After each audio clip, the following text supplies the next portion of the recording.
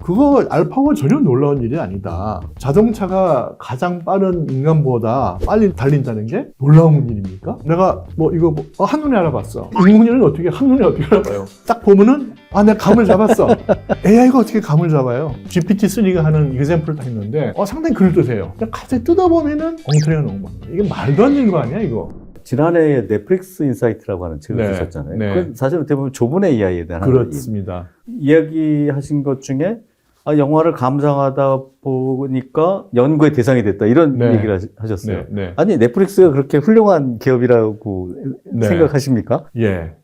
그러세요? 넷플릭스는 제가 이제 스타디를 많이 했었기 때문에 할 말이 많이 있긴 있죠. 넷플릭스의 예, 예. 컨텐츠라는 게. 예. 2019년 아마 초인데, 그때 이렇게 딱 보다 보니까, 이게 다른 OTT하고 좀 틀려요, 하는 게. TV의 뒤에 있는, 옛날에 그런 거 있지 않습니까? 우리 어릴 때 보면은, TV 속에 사람이 있다, 실제로. 그 사람에서 그렇죠. 이제 그림이 초창기에, 나온다. 예. 그것처럼, 이거 TV 건너편에 넷플릭스가 뭘 하나? 그 인편을 보셨군요. 넷플릭스 하면은 기술하는 사람들 누구나가 다 추천에 대한 이야기를 하죠. 피상적으로. 네네. 그래서 그게 몇천 가지로 나눠진다. 근데 그 추천 시스템이 강력해진 어떤 특별한 이유나 넷플릭스의 어떤 철학이 있는 건 알겠는데 네. 그 추천 시스템에 대한 부분이 상당히 좀 궁금하긴 합니다. 추천 시스템이 제 생각으로 1999년 아니면 2000년에 예. 시네매치라는 시스템을 만들었어요. 그때는 DVD를 팔고 있었거든요. 넷플릭스가. 그래서 구독자들이 어떤 DVD를 좋아할까 하는 그 취향을 발견하기 위해서 시네매치라는 걸 만들었고요. 그리고 그걸 계속 발전시켰어요. 그러니까 한 번 하고 끝난 게 아니고 넷플릭스가 그 추천을 잘하기 위해서 한 두 가지 일이 고객의 취향과 고객의 행동. 예. 그걸 계속 수립을 했어요. 예를 들어서 이 고객은 지난주에 A라는 영화를 보다가 5분 30초에서 끊었어. 안 봤어. 예. 그리고 10분 뒤에 다시 보기 시작했어. 아니면은 비가 오는 날에는 주로 어떤 영화를 보내.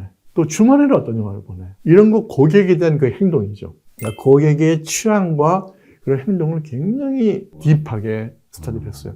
그 스터디는 전부 그게 머신러닝, 딥러닝입니다. 그 다음에 물론 빅데이터 당연히 들어가고요. 또 이런 고객뿐만 아니라 고객이 이제 보는 컨텐츠들이 있지 않습니까? 컨텐츠들이 영화가 이제 많은데 그 영화를 갖다가 우리 보통 장르라고 그러죠. 예. 액션, 무슨 호러 무비, 로맨틱 무비 하는데 그런 게 아니고 그러면 그게 한 2, 30까지밖에 안 돼요. 해봤자. 이걸 훨씬 파인하게 분류를 해야 되겠다. 그래갖고 넷플릭스에는 한 3, 40명의 소위 영화 빠꾸미들이 있습니다. 그 친구들은 영화는 어떤 도 같은 애들이에요. 예. 그 친구들이 하는 거는 하루 종일 그 영화를 보고 그걸 분석하는 거예요. 그래갖고 이 영화는 비 오는 날에 어떠한 사람이 보면 좋은 영화. 그냥 한마디 키워드로 액션, 로맨틱 이게 아니고 적어도 워드가 한 10개 되는 그렇게 분류한 겁니다. 이제 그걸 사람이 했어요. 저도 지금 그 말씀을 드리고 싶었는데 네. 결국은 시스템과 데이터 플러스 사람의 그런 감성적인 부분이 같이 들어가 있다라고 하는 게 넷플릭스 하나의 강점이다 이렇게. 네. 그래서 장르를 그 사람들이 마이크로 장르라는 말을 만들어서 영화를 한 7만 7천 개의 마이크로 장르를 만들었어요. 7만 7천 개. 7만 7천 개를 분류를 해서. 그 마이크로 장르를 던져줘요. 예. 그러면은 그 영화를 보는 사람이 있지 않습니까? 예. 그래서 아까 사용자들의 그런 행동과 이 마이크로 장르를 컴바인해서 취향 그룹이라는 걸 만들었어요. 그게 전 세계적으로 한 2,000개가 됩니다. 그래서 저도 아마 취향 그룹 한 몇 개 들어가 있을 겁니다. 이 사람 이런 거 좋아한다. 그래서 그걸로 이제 추천할 때 그걸 많이 이용합니다. 넷플릭스가. 넷플릭스는 추천뿐만 아니라 영화를 만들 때도 이런 걸 이용합니다. 그 넷플릭스가 이제 제일 자랑하는 게 그 하우스 오브 카드. 예. 2013년에 처음으로 넷플릭스 오리지널 그 컨텐츠로 나왔는데 그 비하인드 스토리가 아주 굉장히 재미있어요. 예.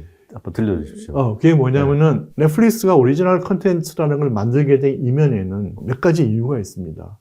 넷플릭스가 2010년에 미국을 떠나서 미국 시장 거의 포화가 됐어요. 근데 더 이상 구독자를 구할 수가 없어요. 그래서 글로벌에 나가야 되겠다. 그래서 2010년에 처음으로 캐나다를 갔습니다. 영어권이니까. 캐나다, 그 다음에 유럽, 라틴 아메리카, 아시아는 나중에 들어오고 우리나라는 2016년에 들어왔습니다. 그래서 이 넷플릭스가 한 5, 6년 사이에 글로벌 190개국에 들어갔어요. 어마어마한 스피드로 들어간 거죠. 굉장히 준비를 잘해갖고. 그런데 딱 들어가다 보니까 컨텐츠가 필요하잖아요. 뭐 라틴 가면 그거는 뭐 뮤직도 삼바 뮤직, 한국도 한국 정치에 맞는 그런 영화를 만들어야 되는데 많이 없거든요. 그래서 우리가 만들어야 되겠다. 그러니까 직접 못 만드니까 한국 같으면 한국의 스튜디오, 탑 스튜디오들하고 협업을 해서 만들고 그런 게 오리지널 콘텐츠를 만든 이유가 하나 있고요. 또 하나는 넷플릭스가 잘 나가니까 이때까지 넷플릭스랑 협력하는 헐리우드 애들이 이제는 더 이상 안 줘. 그러니까 뭐 HBO라든지 뭐 디즈니라든지 너무 잘 나가니까 경쟁을 내가 하겠다고요. 이제. 예. 그러니까 그 나온 게 뭐 애플 TV 플러스, 뭐 디즈니 플러스부터 다 이제 자기들이 OTT 사업을 직접 하겠다는 거예요. 그러면서 넷플릭스에 주는 영화를 다 끊었어요. 또 하나는 값을 엄청 올린 거예요. 그 넷플릭스 그 스토리를 보면은 그 이제 계약 담당 있지 않습니까? 예. 컨텐츠 계약 담당. 그 작업을 다 피하고 싶어 해요. 너무너무나 피말리는 그 작업이라는 거예요. 계약도 안 해주고 값 올리고 니네 이 영화 우리가 정리해 준 거 얼마 벌었는지 다 갖고 와봐. 그래서 아주 귀찮게 하고 네, 돈을 벌었으면 더 올리는 거예요, 값을. 그래서 그러면 각 국가마다 오리지널 콘텐츠를 만들어서 본인들의 어떤 장악력도 있고 그렇습니다. 그 로컬 시장을 확보하기도 하고. 네. 근데 우리나라 같은 경우는 그 로컬 시장을 보려고 하다가 이게 완전히 글로벌로 뛴 예, 그렇죠. 그 넷플릭스가 그 경험이 많거든요. 예. 넷플릭스가 이제 각 나라에 들어가면서 산전수전 다 겪었어요. 뭐 예를 들어서 인도네시아 들어가면 약간 성적인 그런 영화도 안 되고 종교적인 거 안 되고 그렇죠. 또 예. 남미도 있고 불란서는 딱 들어갔더니 니네 버는 거에 40%는 불란서어로 된 영화를 만드는데 투자해야 돼. 뭐 별게 다 있어요. 예, 예. 각 나라의 그 문화진흥법 이런 것 때문에. 예. 우리나라 좀 말씀을 드리면은 우리나라 지상파 예. 또 이제 종편 이런 게 있지 않습니까? 거기서 만드는 드라마, 뭐 창사 몇십 주년 드라마 만들면은 그거를 결국은 업체들이 만들거든요. 소위 스튜디오 업체들이 만드는데 돈을 많이 안 줘요. 그래서 100이라는 제작비가 들면은 70 내지 80밖에 안 줘요. 그러면 스튜디오는 그걸 받아갖고 딱 두 군데 돈 주면 끝나는 겁니다. 작가, 예. 그 다음에 톱 배우, 연기자. 끝나면은 끝이에요. 그럼 거기 조연 엑스트라도 있고, 예. 또 뭐 조명이다 뭐다 많지 않습니까? 예. 그럼 돈 못 받아요. 그럼 언제 그 사람 돈 버냐?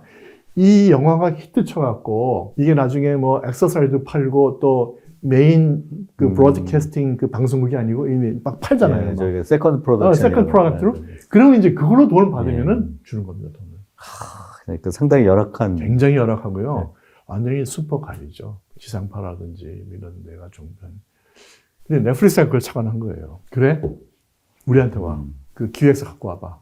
그래서 100이 들어? 120 줄게. 20은 이내 이익이야. 그렇게 했어요. 그러니까 뭐 신난 거예요. 제작자들이나 열심히 만들었겠는데요. 네. 또 넷플릭스 올라가면은 글로벌이 뜨잖아요. 근데 이게 중요한 게 하나 있는데 예. 우리나라 영화가 글로벌이 뜬 이유가 있습니다. 예. 최근에는 우영우 영화도 우영우 그렇고 있었죠. 또 오징어 게임도 그렇고 예를 들어서 저는 디즈니 플러스에 했으면 안 떠요. 넷플릭스가 아까 일찍 글로벌을 했다고 했잖아요. 예, 예. 그 큰 거 중에 하나가 더빙입니다.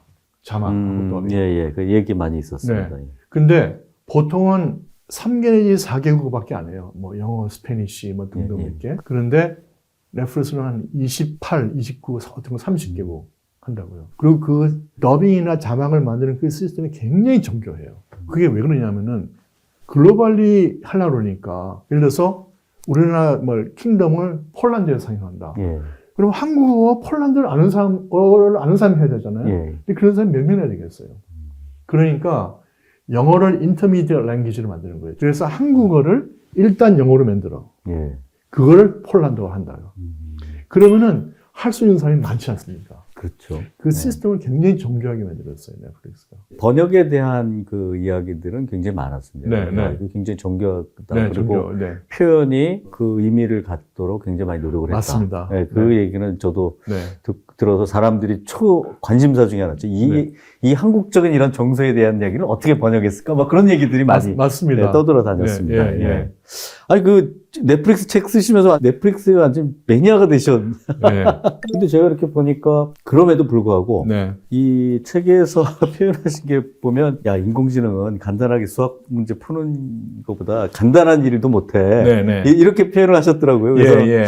원래 인공지능이 사람들이 약간 겁을 내거든요. 아, 이거 네, 혹시 이것 네. 때문에 내 일자리나 뭐 하는 일이 위협을 받는 거 아닌가 그랬는데 네. 희망을 주시는 얘기인 것 같아가지고. 네, 맞습니다. 저는 이제 우리가 4차 산업혁명 얘기를 많이 하지 않습니까? 예, 예. 그때 제일 큰 이슈는 뭐였냐면은 이게 결국은 사람이 하는 그런 단순 노동이라든지 예. 또 일부 기계적인 그런 노동은 완전히 로봇가 다 할 거다. AI가 다 할 거다.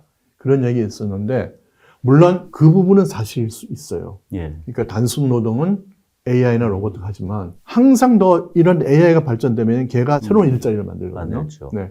그리고 우리가 산업혁명 그 역사를 보면은 항상 일자리가 늘어났어요. 그러니까 산업혁명 정의는 뭐냐면은 기존의 잡을 없애고 그거를 대신할 새로운 잡을 만드는 새로운 잡을 거예요. 만들죠. 그러니까 기존에 있는 잡이 없어지는 건 너무 당연한 거예요. 왜냐하면 새로운 더 효과적인 잡이 생기니까. 그럼 인공지능을 통해서 굉장히 많은 새로운 일들이 생겨나는 어떤 특징이 있는데 네. 인공지능의 어떤 한계도 있고 네. 뭐 이러다 보니까 제가 개인적으로 연구를 한 것 중에 아마존고가 네. 있었습니다. 캐셔들이 다 손을 터는. 네. 근데 보니까 뒤에 그걸 시스템을 만드는 엔지니어들이 다시 막 수십 명, 수백 명씩 네. 나타났더라고요. 지금 말씀하신 아마 그런 것 같습니다. 네. 근데 제가 이렇게 보면 사람들이 알파고를 처음 봤을 때 네. 네. 아, 굉장히 두려움을 느꼈죠. 평생에 대단히 뛰어난 이세돌이라고 하는 바둑 네. 마스터가 그 알파고한테 지고 나니 그 알파고에 질 수밖에 없는 이유도 있었을 거고요. 한 번은 이겼던 거 제가 기억이 한번 나는데 이겼죠. 어떤 분의 표현에 의하면 네. 인류가 AI를 첫 번째이자 마지막일 거다 이렇게 표현을 하시더라고요. Maybe. 근데 그 뒤로는 사실은 없었단 말이에요. 네, 네. 아니 근데 알파고의 어떤 위력이 그렇게 대단한 건가요? 아니면 위력이 대단한 거죠. 대단한데 위력이 대단하다는 거하고 알파고가 정말 인간이 가지는 지능을 가지고 있어? 나는 전혀 다른 이유거든요. 예를 들어서 우리가 뭐 샵에 가면은 요만한 계산기 10,000원 주면 살 수 있잖아요. 예, 예. 그 걔가 연산하는 거 보면 사람보다 훨씬 빠르다고요. 예. 그러면은 그 계산기가 음. 인간의 지능보다 뛰어난다고 말할 수 있나요? 천만에죠. 아, 그렇죠. 그건 네. 그럴 수 없죠. 그러니까 그 비슷한 논점으로 알파고를 생각할 수 있는 거죠. 물론 알파고가 바둑 마스터인 이세돌과 해서 이겼죠. 그 승리라는 거는 굉장히 이정표적인 이벤트입니다. 굉장히 중요한 이벤트인데 그럼에도 불구하고 알파고의 지능이 있냐 물으면 지금은 대부분 AI 전문가들이 no, 지능이 없다.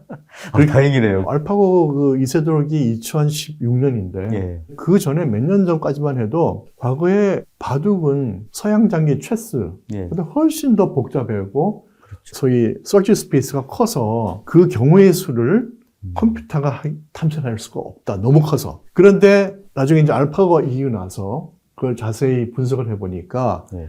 알파고의 그 승리라는 거는 그 방대한 양의 데이터를 빨리 어마어마한 병력을 처리를 해서 예. 이긴 거거든요. 경우의 수를 네. 쫓아가면서. 알파고가 지능이 뛰어나서 이세돌을 이긴 게 아니고 컴퓨테이션 파워가 뛰어나서 이겼다라는 걸 알게 됐어요. 예. 그러니까 속도가 빠른 그런 아까 계산기를 많이 사용하고 묶어놨다 해서 지능이 생기는 건 아니죠. 이제 그런 좀 논쟁이 있을 때 스탠포드 대학 그 AI 연구소에 페이페이 릴이라는 굉장히 뛰어난 분이 있는데 그 양반이 이렇게 얘기했어요. 아, 그거 알파고 전혀 놀라운 일이 아니다. 자동차가 가장 빠른 인간보다 빨리 달린다는 게 놀라운 일입니까? 이런 얘기를 했어요. 그 비유가 아주 적절하네요. 예, 비유가. 그 다음에 이제 이 논쟁이 계속되니까 그 몬트리올 대학에 벤지오라는 교수가 있죠. 예. 딥러닝의 4대 천왕 중에 한 사람인데 예. 그 양반이 알파고는 사람과 같은 수준의 그런 능력을 가진 범용 AI가 아니고 굉장히 좁은 분야의 일만 할 수 있는 그런 좁은 AI의 특성을 가지고 있어. 이렇게 했죠. 그러면서 그 양반이 딱 알기 쉽게 얘기를 했어요. 알파고가 이세돌을 꺾은 경우 물론 수가 무궁무진하죠. 근데 결국은 보면은 두 사람이 번갈아 가면서 정해진 규칙에 따라서 예. 한 수 한 수 둔 거 아니냐. 예. 그 아무리 경우의 수가 많다 하지만 둘 수 있는 경우의 수는 정해져 있다고 해요. 그리고 그 사람들이 결국은 바둑판을 이렇게 들여다보면서 승부를 겨누는 거기 때문에 결국은 알파고의 계산 능력이라는 거는 좁은 AI다. 라고 말할 수밖에 없다 이겁니다. 그래서 그 책의 내용 중에 범용 AI는 영원하다 이렇게 표현하신 게 네, 있어요. 네, 그래서 네, 그 말씀이 이해가 갑니다. 사람들이 생각하는 무조건적인 어떤 공포감이라든지 네, 네. 아니면 AI에 대한 어떤 맹신, 네. 그다음에 일반적으로 모든 AI가 우리에 적용될 거다. 이거는 상당히 아직은 어렵다라고 하는 말씀입니다. 어렵고 이제 그걸 조금만 제가 더 말씀드리면 지금도 오피니언 리더나 우리가 소위 잘 아는 그 유명한 사람들 범용 AI에 대해서 굉장히 아직도 얘기를 많이 해요. 그 가능성에 예. 대해서. 물론 저는 이제 그거를 아까 말씀드린 마케팅용으로 하는 거다라고 얘기를 하고 있는데 그 범용 AI라는 거는 인간이 할 수 있는 모든 그 지적 작업을 이해한다든지 또 학습 능력을 가진 기계를 만들 수 있다. 그리고 이제 범용 AI를 만들려면 인간의 지능을 모방해야 된다. 예. 그게 지난 70년간 AI 하는 사람들이 해온 예. 거예요. AI를 하는 사람들이 큰 성과를 거둔 게 있습니다. 예. 그게 불가능하다는 걸 알았다는 거예요. 저는 그게 제일 큰 성과라고 생각합니다. 저도 그 말씀에서 동감하는데 아주 뜻밖이네요. 그러니까 그 소크라테스가 한 얘기 중에 네가 뭘 모르는지를 아는 게 정말 중요한 그 얘기처럼 네. 그게 굉장히 어렵다라고 하는 걸 느끼기까지 정말 70년 동안 열심히 달려온. 그걸 아는 겁니다. 그거 아주. 그러니까 그게 그렇게 이제 말하는 분들은 예. 물론 굉장한 그 고민과 소위 컴퓨테이셔널 컴플렉스를 공부한 분이 예. 얘기한 건데 비유하면 이런 거예요. 마라톤이 42.195km를 뛰는 건데 한 10m 정도 갔어요. 아유 나는 결승점에 저는 무사를 못해. 이 비유를 듭니다. 10m밖에 못 와서 기웃거는 거예요. AI의 그 허브라는 거다. 그러니까 범용 AI를 이야기한 게. 자 그러면은 범용 AI가 왜 이렇게 어렵냐. 예. 그러면 이제 우리가 뭐 여러 가지를 고민할 수 있는데 폴린이라는 그 심리학자인데 그분이 말씀한 게 저는 잘 와닿아요. 인간의 지식이라는 거는 명시적 지식이 있고 암묵적 지식이 있다. 그 명시적 지식이라는 건 뭐냐? 우리 지식이 있는데 그거를 뭐 글로 말로 이렇게 표현할 수 있는 거, 예. 그 수록할 수 있는 지식이죠. 백과사전이 제일 좋은 예입니다. 인간의 지식을 다 표현한 거 아닙니까? 반면에 암묵적 지식이라는 거는 표현할 수 없는 거예요. 우리의 어떤 경험이나 감정이나 네. 뭐 이런 것들은 어떻게 보면 표현하기 그렇죠. 굉장히 어려운. 그러니까 예를 들어서 뭐 자전거를 잘 탄다고 했을 네. 때 이제 막 이렇게 하고 타지 않습니까? 네. 너가 어떻게 타? 말 못해요. 예. 저도 그 얘기를 네. 다른 AI 하시는 분한테 들은 적이 있습니다. 네. 그 다음에 뭐, 김연아가 이렇게 트리플, 뭐, 쿼드리플이니까 뺑뺑이 도는 네. 거. 그거 어떻게, 글로 못 써요. 글로 써서 당연한 다른 애들 다 그거 다 하죠. 그렇죠. 체험을 통해서 습득된 지식이라는 거는 문자나 언어로 다른 사람한테 전달을 못 하는 거예요. 그리고 그런 지식은 특징이 오랫동안 머리에 남아있다는 거예요. 피지컬리 남아있기 예, 때문에. 몸에 그래서 자전거를 어릴 때 타서 지금 타도 타잖아요. 예. 네. 어떻게 타는지는 몰라도 탄다고요. 참 특이한 네. 경우죠. 그런 암묵적 지식이 인간의 지식의 95%를 차지하는 거예요. 그러면 그거 참 인공지능이 따라하기 어려운 부분이네요. 네. 그러니까 우리가 그런 거 하잖아요. 내가 뭐 이거 뭐 한눈에 알아봤어. 그 인공지능은 어떻게 한눈에 어떻게 알아봐요? 그다음에 딱 보면은 내가 감을 잡았어. 감 잡았어. AI가 어떻게 감을 잡아요? 딥러닝을 너무 많이 해가지고 감을 잡고 뭐 이러지 않을까요? 네. 그러니까 사람은 말로 표현하기는 어렵지만 안 되는 거예요. 추론 지식도 있고 그게 범용 AI가 왜 안 되는가에 대한 굉장히 저는 이게 가끔 이렇게 책을 쓰셨기 때문에 네. 책을 이렇게 가끔 보여드립니다. 이런 네. 저희 PPL 합니다. 예. 네. 근데 AI 학자께서 범용 AI에 대한 한계에 대해서 지금 엄청 강조를 하고 계셔서 네. 원래 AI 하셨으면 AI가 잘 된다 이런 얘기 하셔야 되는데 네. 참 한계가 많다라고 네. 하는 말씀을 드렸고 그러면 네. 그게 지금 범용 AI가 아니라 근데 제가 좁은 AI 중에 최근에 들어와서 디자인도 하고 네. 어떤 공통점이 있냐면요. 디자인도 한대요. 그림도 그리고 네네. 기사도 쓰고 네. 이런 것들은 어떻게 보면 인간의 감정적인 영역에 접근을 하는 건데 이게 좁은 AI로서 이렇게 되면 인간의 감정도 이렇게 네. 만들어내고 컨트롤하게 되면 인간이 설 자리가 없어지는 거 아닌가? 뭐 이게 기계에 적용되고 어떤 서비스에 적용되고 하는 것들은 그럴 수 있어라고 하는데 이쪽으로 건네오는 부분은 약간 섬찟하죠. 느낌. 예. 그게 사실 그런 부분이 있는데 제가 대학교 때 전자공학 뭐 이런 거 하니까 맨날 다루는 게 라디오가 어떻게 되나 송수신 어떻게 되고 뭐 TV에 그림이 하지만 TV에 그림 나온 거 신기해요. 제가 그 이론을 알죠? 예, 예, 예. 비슷합니다. 지금 이제 소위 초거대 뭐 AI, GPT-3 지금 4가 나와서 날리고 뭐 버트다, 뭐 트랜스포머다, 뭐 등 나오는데 그게 전부 다 인공신경망 딥러닝을 쓰는 네. 건데요. 조금씩 방법을 달리하는 것들인데 거기에 들어가는 파라미터가 몇천억 개예요. 뭐 LG X사원은 3,000개, 또 네이버 클로바는 뭐 2,000개라든가 하여튼 그렇고 그렇게 해서 두 가지 목적이 있어요. 하나는 좁은 AI라는 거는 굉장히 좁은 영역밖에 못 하는데 네. 예를 들어서 알파고가 이세돌을 이기고 글로벌리 이거지만 바둑판을 19 곱하기 19가 아니고 20 바이 20으로 만들면은 알파고는 전혀 힘 못 써요. 조금만 변형이 됐는데요. 네. 다시 러닝 시켜야 돼요. 그래서 새로운 알파고를 만들어야 돼요. 알파고 20. 뭐 이래갖고. 네. 그런데 거기에서 조금 확대시켜보자. 음. 그러니까 영역을 조금 늘려보자. 하는 게 이 초거대 AI의 하나의 목적입니다. 그 다음에 또 하나 목적은 뭐냐면은, 이때까지는 주로 이 초거대 AI의 목적이 초거대 언어 모델이에요. AI가 아닙니다. 초거대 언어 모델이에요. 언어 모델이요. 네. 그러니까 주로 키워드 주면 무슨 소설 같은 거 하나 써내고, 네. 누구한테 편지 보낼게 어쩌면 써줘 그러면 쓰고 이런 거거든요. 근데 이거를 텍스트뿐만 아니라 이미지, 사운드, 소위 멀티모달 AI를 만들자. 그러다 보니까 굉장히 많이 필요한 겁니다. 파라미터들이. 그런 두 가지 이제 큰 목적을 가지고 했는데, 예. 하나 주의할 건 뭐냐면은, 그 이제 우리가, 이런 것도 하네? 글쎄요. 겁먹잖아요? 근데 그게 다 페이크라는 거예요. 아, 그렇습니까? 그러니까 이 GPT-3가 하는 example을 다 했는데, 예. 상당히 그럴듯해요. 근데 갑자기 뜯어보면은 엉터리가 너무 많은 거예요. 이게 말도 안 되는 거 아니야, 이거? 그럴듯해요. 그러니까 소설을 쓴 겁니다. 페이크니까. 어마어마한 텍스트 데이터로 트레이닝을 시켜갖고 나는 학교 간다라는 문장이 나오면 그 다음에는 1교시가 시작됩니다. 뭐 이런 거에 붙여서 나오고. 네. 또 1교시가 시작된다 그러면은 선생님이 국어를 뭐 알겠습니다. 뭐 이런 식으로. 예. 그러니까 그렇게 그럴듯한 문장을 만드는 거예요. 그렇지만 그게 스틸 페이크라는 거예요. 실제가 아니라는 겁니다. 근데 그림 자체가 워낙 페이크잖아요. 예. 그 그린 게 실제 사진 찍은 게 아니잖아요. 그렇죠. 그러니까 그림은 페이크라도 no problem. 근데 문장 같은 거는 다른 겁니다. 아, 그게 그림이나 디자인, 시나 기사 이런 것들은 약간 좀 차별화가 되긴 하네요. 예. 제가 책에 있는 그 엑사원, 예. 그 LG AI 연구에서 한 거, 예. 저는 굉장히 작업을 잘했어요. 저는 굉장히 좀 임프레시브 했는데.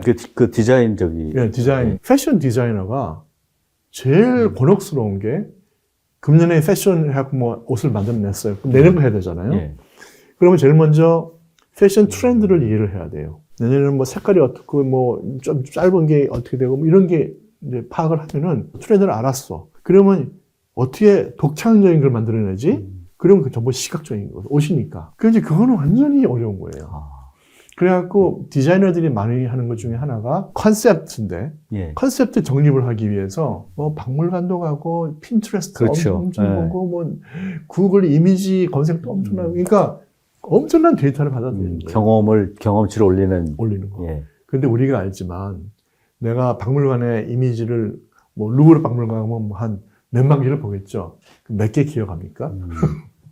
그거를 컴퓨터가 하겠다는 거예요. 컴퓨터에다가 어마어마한 이미지를 인풋을 넣어줘요. 그리고 거기다가 키워드를 넣어줘요. 요거는 이쁜 거, 꽃, 긴 거, 뭐 기린 이런 거를 몇십억 개를 넣어주는 거예요. 그래서 트레이닝을 시킵니다. 나중에 디자이너가 좀 길고 이쁘고 더운 지방에서 입을 수 있는 그런 그림 좀 이미지 보여줘. 그런 거 보여주는 거예요. 그거는 이 세상에 없는 겁니다. 예. 합성해서 만드는 거예요. 만드는 거죠. 그럼 그걸 가지고 디자이너가 정말 멋있네. 그럼 그 이미지를 보고 자기 패턴을 디자이너가 만드는 거예요. 그걸 기반으로 해서 옷을 만드는 겁니다. 인간의 창작의 영역이라고 생각했던 것들도 말씀하신 대로 경험에 의해서 뭔가 이렇게 밖으로 표출된 건데 네. 모든 세상에 있는 그런 경험치를 다 집어넣어서 그거를 또 밖으로 표출해도 된다라고 하는 말씀이잖아요. 그렇죠. 이게 디자이너들의 설탕이 참. 금년 2월 달에 그 패션 윅이라는 게 그게 뉴욕, 파리, 밀라노하고 뭐 또 어디 이렇게 네 군데에서 한대요. 그게 이제 메이저 패션 쇼예요. 근데 이제 또 고민해야 될 겁니다. 내년에는 또 뭘 해야 되지? 그러면 이제 AI를 돌릴 수도 있고, 하여튼 그런 거죠. AI의 도움을 받긴 할 수 있겠네요. 할 겁니다. 저는 그거는 굉장히 좋은 케이스라고 생각합니다. 그거는 인간의 창작의 영역이지만 정말 컴퓨터가 잘할 수 있는 그런 것들에 대한 협업이 되겠네요. 그렇죠. 근데 중간에 벌거벗은 AI라고 하는 표현 혹시 기억나세요? 예, 기억나요. 아니, 벌거벗은 AI. 그래서 이게 뭐 어떤 의미로 그렇게. 제가 이 책을 쓰면서 팍 떠올라는 생각이었는데, 예. 그게 이제 앤더슨 동화에서 나오는 얘기인데, 벌거벗은 임금이라는 게, 돈 많은 임금이 이것저것 해봤는데, 예. 재봉사들한테, 야, 좀 멋있는 거 없냐? 좀 참신하고. 그래서 고민하는 거예요, 재봉사들이. 예. 하다가, 이거 좋습니다. 하고 입혔는데 아무도 없는 거예요. 예. 아무도 없잖아. 이거는 원래 안 보이는 겁니다. 이거는. 이것은. 예. 신하들이 다 볼 거 아니에요. 깜짝 놀란 거죠. 임금이 나체로 나오니까. 예. 말을 못 하는 거예요. 혼날까봐. 그렇죠. 예, 새록새록합니다. 예. 네. 마찬가지로 AI의 미래에 대해서도 AI 전문가나 또 오피니언 리더들이 허황된 주장을 많이 하죠. 그 다음에 과대포장도 하고. 그런데 우리가 쭉 보면은 여기에 이의를 다는 사람 별로 없는 거예요. 그 말도 안 된다. 아주 굉장히 의미심장한 말씀이시네요. 저는 놀란 게 정치하는 사람들은요. 뭐 누가 이렇게 얘기하면 막 반박하잖아요. 예. 또 AI는 반박하는 사람이 없어. 신문에 난 거 보면, 야, 이게 말도 안 되는 건데, 제가 볼 때. 예. 그러네. 그러고 보니까 그러네요. 4차 산업혁명, 이게 말도 안 되는 걸 누가 써놨는데, 뭐 정정 기자라든지 반박이 없는 거예요. 야, 아니, 오늘 제가 너무 많이 배운 게, 진짜 AI 1세대이시면서도 AI에 대해서 가장 오랫동안 현업에서 몸담으신 분이 벌거벗은 AI의 그 의미. 네. 정말 귀중한 얘기를 하셨는데, 사실은 이게 정반합처럼 누군가가 나오면 반이 있어서 이렇게 그렇죠. 발전이 돼야 되는데, 네. 너무 그런 칭찬 일색인 거나 무지개 색깔에 대한 부분에 대한 경계를 얘기를 하십니다. 네. 그래서 그런지 책의 뒤에 네. 제가 그대로 읽으면요. 네. AI는 전능이 아니다. 네. AI는 성공의 조건의 AI였다. 네. AI는 마법의 수도꼭지가 아니다. 네. 약속한 미래는 오지 않는다. 네. 이래가지고 너무 희망 갖지 마라고 어떻게 보면 이거 AI 하신 분 맞나? 뭐 이런 네. 조심스럽게 이렇게 얘기를 해주셨잖아요. 네. 그 부분에 대해서 이렇게 좀 정리를 좀 해주시죠. 네. 아까도 제가 여러 번 말씀드렸지만 AI는 예. 정말 잘 쓰면은 예. 무지하게 좋은 약이에요. 예. 그래서 AI가 굉장히 유용하고 저는 미래가 굉장히 밝다고 보는 사람입니다. 단 조건이 있어요. AI의 역량과 한계에 포함한 그런 본질을 잘 이해한 후에 AI 프로젝트를 기획하고 수행하면은 파트 2에는 8개의 그 케이스 있지 않습니까? 예. 다 그런 겁니다. 저는 일부러 파트 2에 제가 딱 쓴 거를 그 8개 회사를 AI를 쓰니까 이렇게 멋있게 되잖아. 예. 스티치픽스라든지 또 블루리버 테크놀로지 이렇게 멋있는 스타트업도 만들고 예. 또 넷플릭스나 아메리칸 익스프레스처럼 이 기업의 시장 경쟁력을 올리는 정말 멋있잖아. 그래서 그걸 제가 파트 2에 넣은 겁니다, 원래. 그러니까 제가 주장하는 거는 정말 AI가 이렇게 좋은 거야. 근데 그거를 잘 써야 돼. 남용하면은 엉망진창이 되는 거죠. 그리고 AI 했었더니 뭐 가치도 아무것도 없고 뭐 기대했던 것도 안 되고 통번역 뭐 잘 안 되고 이렇게 하는 거예요. 그래서 AI 가문을 완전히 멸문지화를 만들어버리는 거예요. 예, 저도 먹고 살아야 되는데. 그렇죠. 제가 그래서 이제 이 책의 이제 마지막으로 이렇게 말씀을 드리고 싶은 게 뭐냐면 모든 게 보면 어떤 트러스트에 대한 그래서 지금 사장님께서 말씀하신 것처럼 이거에 대한 어떤 믿음에 대한 부분도 너무 높은 것도 안 되고 너무 낮은 것도 그렇지만 현실을 알아야 되는 이런 AI에 대한 신뢰도 굉장히 중요한데 아까 우리 블랙박스도 말씀하셨지만 AI가 믿을 수 있느냐 없느냐 그리고 정말 믿게끔 행동하느냐라고 하는 부분도 중요해서 AI의 어떤 신뢰에 대한 부분을 좀 이렇게 한번 말씀을 좀 부탁드립니다. 예, 지금 뭐 우리 다 알다시피 AI가 뭐 우리 사회 또 뭐 전 산업에 퍼져 있거든요. 물론 그걸 잘 쓰냐 못 쓰냐는 논란의 여지가 있지만 퍼져 있거든요. 그런데 그 AI 시스템을 보면은 결국 인풋 데이터에 의해서 인종 차별될 수도 있고 성별로도 차별하고 또 어떤 윤리, 데이터 편향에 대한 그런 바이어스된 그것도 없어야 되고 등등 여러 가지 문제가 있거든요.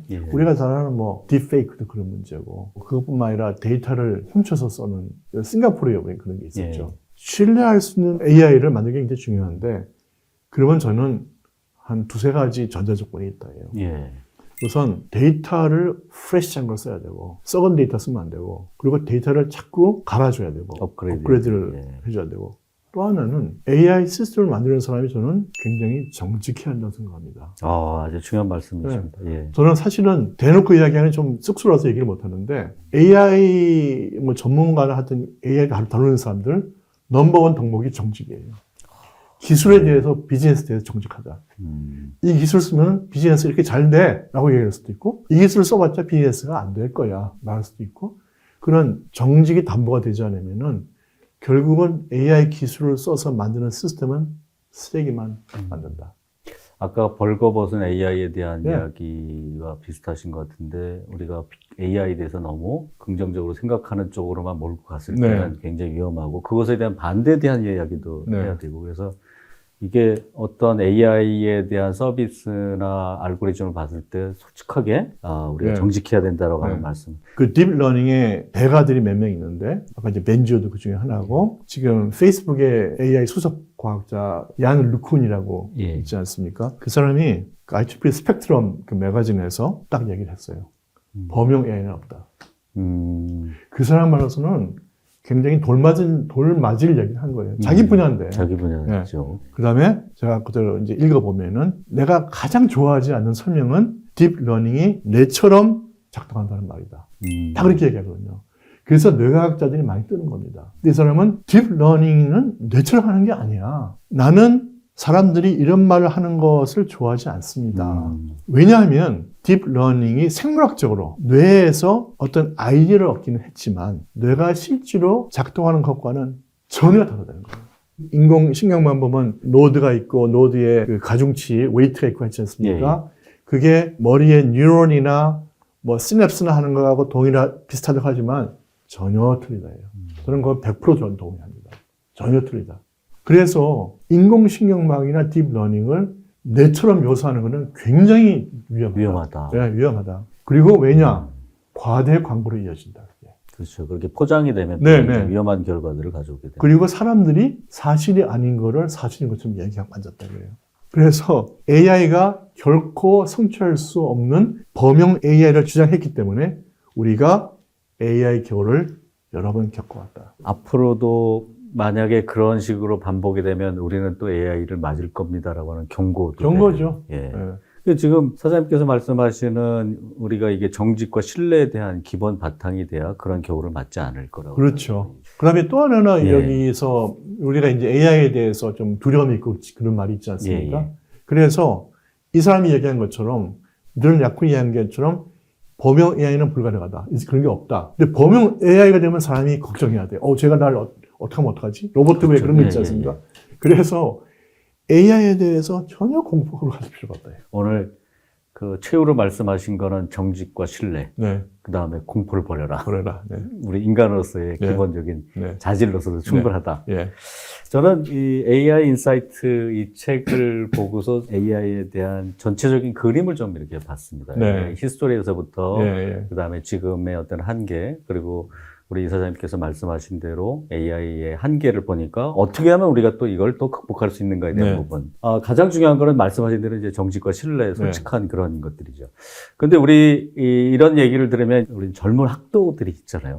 이거에 대해서 정말 열정을 가지고 있는. 그럼요. 그래서 그 친구들에게 뭔가 이렇게 AI 1세대로서 좋은 독담이나 충고나 뭐 이런 말씀을 좀 한번 얘기해 주시고 마치도록 하겠습니다. 예. 저는 AI를 공부하는 학생 또 연구하시는 분들을 보면은 굉장히 부러운 생각이 많이 들어요. 지금은 고성능 컴퓨팅 하드웨어가 있죠.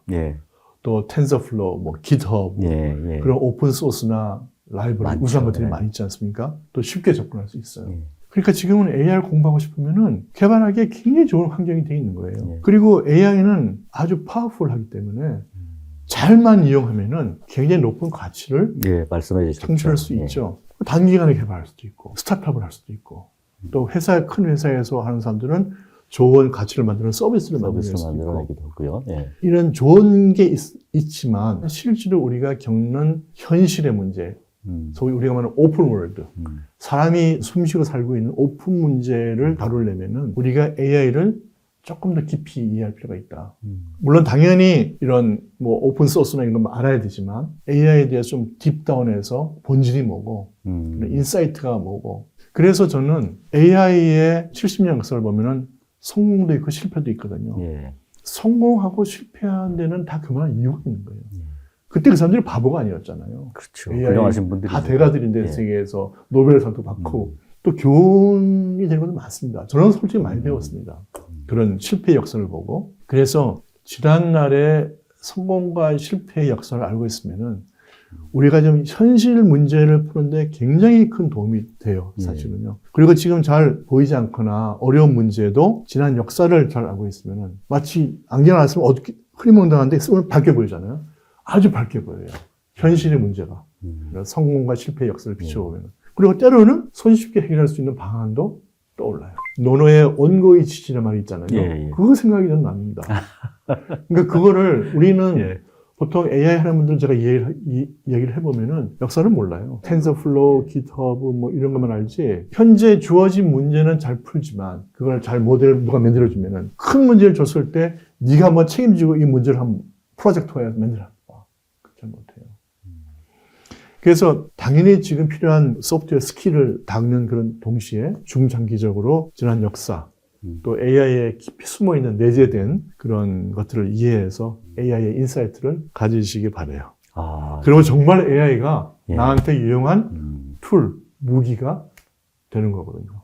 아유, 감사합니다. 지금 우리 이사장님 말씀으로는 AI가 지금까지 걸어온 길을 봐서는 정말 우리가 기본적으로 기술에 대한 이해도 중요하지만 그들이 왜 성공하고 실패했는지에 네. 대한 부분도 분명히 있어야 더 크고 네. 현실의 문제를 해결할 예, 수 예. 있는데 도움이 된다. 작은 문제를 해결하는 거야 금방금방 뭐 기술에 그렇습니다. 의해서 해결되지만 큰 깊이 있는 것들은 철학과 아까 말씀하신 맞습니다. 신뢰와 정직이 네, 들어가야 되는 네. 부분들이고 아무튼 너무 중요한 말씀을 감사합니다. 해주셨습니다. 오늘 제가 정말 뵙기 어려운 아이, 무슨 이거 말씀이에요? 티타임즈 아니면 제가 뵙기 어려운 분이라서 오늘 너무 감사하고요. 네. 다시 한번 공부를 하는 분들이나 아니면 우리 현업에 계신 우리 엔지니어들 또는 그것에 대한 정책을 결정하시는 분들에게 비즈니스 전략을 하는 AI 인사이트 다시 한번 추천드립니다. 오늘 나와주셔서 너무 감사합니다. 고맙습니다. 예, 감사합니다. 네, 네, 고맙습니다.